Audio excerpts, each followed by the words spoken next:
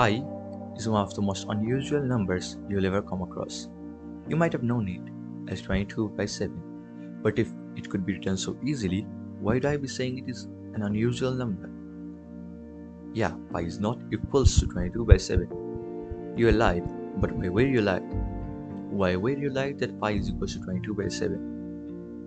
To find out the answer, we have to go back in time to 250 BC, when Archimedes first provided the similarity between pi and 22/7. Archimedes wanted to find the exact circumference of a circle, and the best possible way to do that was by finding it within a range of values and narrowing it down. He wanted to find the upper bound and lower bound of a value and narrow it down to find the exact circumference. So what he did? He first inscribed a hexagon inside the circle. As you can see, the diameter of the circle was provided to be 2.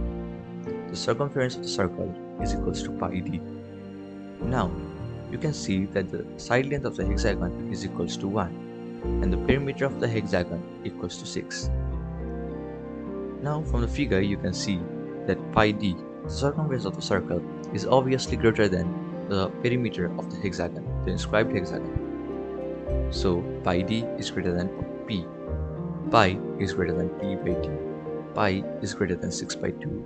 So pi is greater than 3. Now this is the lower bound. So to find the upper bound, he again drew a circle.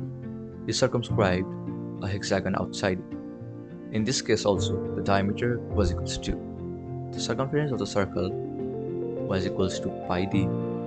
Now, the side length of the hexagon was found out to be 1.1547. So, the perimeter of the hexagon was found out to be 6.9298. Now, from the figure, you can see that the circumference of the circle was obviously less than the perimeter of the circumscribed hexagon. So, pi d is less than p. Pi is less than p by d. Pi is less than 6.9298 divided by 2. So pi is less than 3.4649. This is the upper bound. So pi was found out to be greater than 3 but less than 3.4649. Now, to narrow down the range, we have to increase the number of sides of the inscribed and circumscribed polygon. Now what Archimedes did was he doubled the sides. He inscribed a 12-sided polygon and then he circumscribed a 12-sided polygon. The pink one is the inscribed one and the green one is the circumscribed one. Now again the diameter of the circle was given as 2 and the circumference of the circle was pi d. Now pi d is either greater than or less than perimeter of the polygon. It depends on the inscribed one or the circumscribed one. So pi is greater than or less than p by d. Now if we calculate the perimeter of the inscribed polygon, the pink one, it will come out to 6.214. And if we calculate the perimeter of the circumscribed polygon, the green one, it will come out to be 6.431.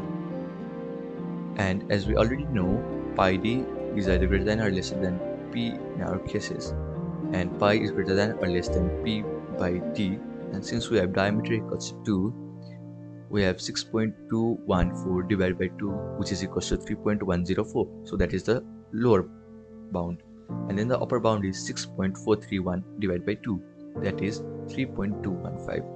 So as you can see, the value of pi has been narrowed down from previously, which was from 3.4 to 3. Now I will try to demonstrate how increase in number of sides will narrow down the range. Now in this Desmos graph, you can see I have drawn a inscribed polygon, the orange one, and a circumscribed polygon, the outer green one. Okay. Now as I increase and then here is average. So we have taken the average because the average will show us that we have narrowed down the range.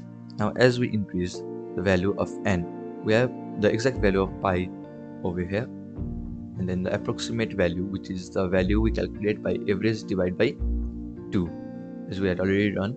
pi is greater than or equals to perimeter by diameter. In the diameter it is 2. So as we increase the value of n, you can see the approximation getting closer and closer to the original value of the pi. As you can see, it is decreasing, decreasing, decreasing. It has been equal up to 3 places. Yeah, you can see it is being closer and closer, closer and closer. As I try to increase it more and more, as you can see, the polygons, the inscribed and the circumscribed polygon have nearly come out to be as a circle. So as I increase it, yeah, when I take it up to 95, it would come similar with the value of pi up to 3 decimal places. So Archimedes did that to narrow it down to certain range. Now he found out from 6-sided polygon to 12-sided polygon. He again doubled that. He found for 48-sided polygon.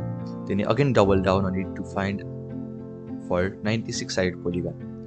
When he found out the range for 96-sided polygon, it came out to be pi to be less than 22 by 7 but greater than 223 by 71. So this was the first time you will see 22 by 7 come.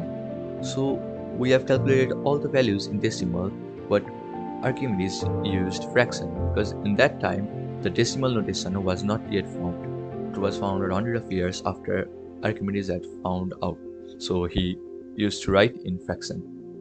Now the upper bound is 22 by 7, whereas the lower bound is 223 by 71. As you can see, 22 by 7 is sort of nice number compared to 223 by 71.